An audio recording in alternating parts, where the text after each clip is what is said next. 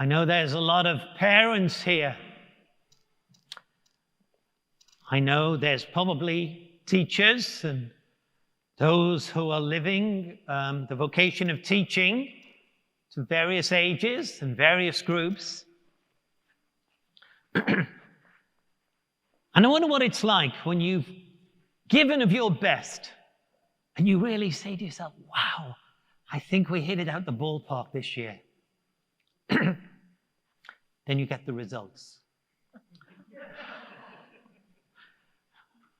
I'm sure that's how Jesus felt. He's been with these men for many, many months. He just taught them that Christ is going to have to suffer. So where do they go to? They go to ideas of privilege. They go to ideas of being served. They look to what's good for themselves. And so these readings today, they challenge us. And hopefully, if they do their job, if our hearts and minds are open to them, then we will feel discomfort. So if you go from here today, I don't feel quite right, that's good. Because we should never be so self-satisfied as to think we've arrived, because the journey continues. It's an opportunity and an invitation to rethink how we live our lives, to rethink how we look at power, how we look at rich and poor, how we look at those who are different, and look at the ways in which Black lives matter. They challenge us to think along very different lines as followers of Christ. Bishop Barron, who's known, I know, to many of you, who's an amazing communicator, he wrote this little book called The Strangest Way when he was at Mundelein teaching, ever before he became a bishop. This is what Bishop Roberts said. I began to read the mystics, saints, and scholars of the classical Christian tradition. What I encountered there took my breath away. Whatever this Christian phenomenon was, it was certainly not the beige system of thought that had been presented to me. Rather, it seemed to me the strangest, most exotic, surprising, and uncanny of all the religious paths. For at the very center of it is what the Buddhist scholar at Gethsemane, Matthias Grunwald, saw with such clarity. A God who comes after us with a reckless abandon, breaking open his own heart in love in order to include us in a rhythm of his own life. What I saw was not, this is the clincher, what I saw was not the disciplined quest for God, but God's relentless quest for us, even to the point of death. God died in order that we might be his friends. Whatever you think of that last statement, whether you deem it true, false, or nonsensical, the one thing it is not bland. The one thing it is not saying is what everybody else is saying. Matthias Grunwald painted that crucifixion of Christ, didn't he? So if you look at Matthias Grunwald, and it has it's a triptych. So there's 3 paintings, and it's Christ on a cross.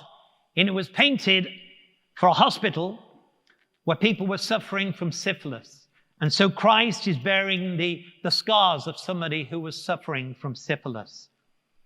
And so that's definitely not beige. But it's a reminder, as Bishop Robert said, that God is yearning and hungering for us. Just as Jesus was yearning and hungering for his 12 to understand. So what did he do? What did they say? They wanted positions of honor. Well, that's nothing like the one we worship in the person of Jesus. I've told you this before, but it reminds me of a homily from the 1970s, because that's where I come from. Michael Sharrett, librarian, priest, wonderful man, high intellect, was preaching. I don't know what the gospel was he was preaching on, but this is what he said. He said, I've only met one man, one priest. I think there's more. But I've only met one priest that wants to be a bishop. And he went on to say, you'll be glad to know he isn't.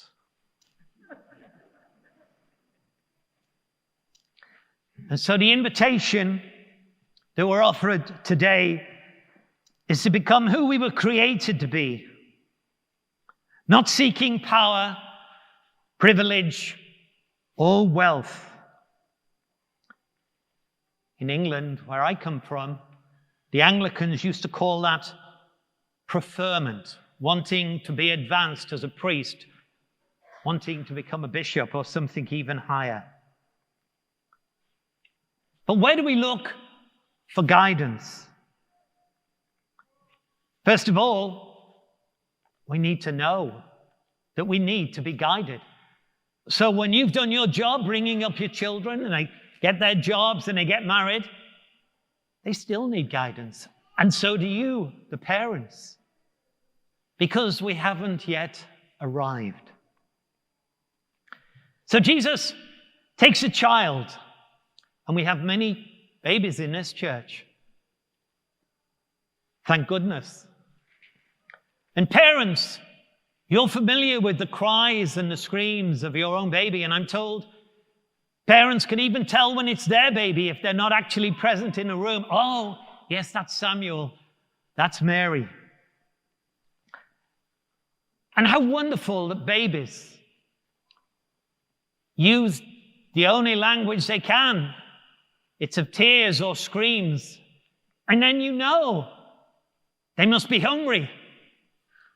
They must need changing. But we seem, sadly, to forget our needs. We forget because we think we've arrived. But will we allow ourselves to be taught anew by the one himself who was a baby, the one himself who was born in poverty? But he never forgot his needs. And do we know ours? Are we willing to rethink the opinions we hold, the actions we engage in, the lives we live? We can become new disciples time and time again if we know that we too, like babies, need to be changed.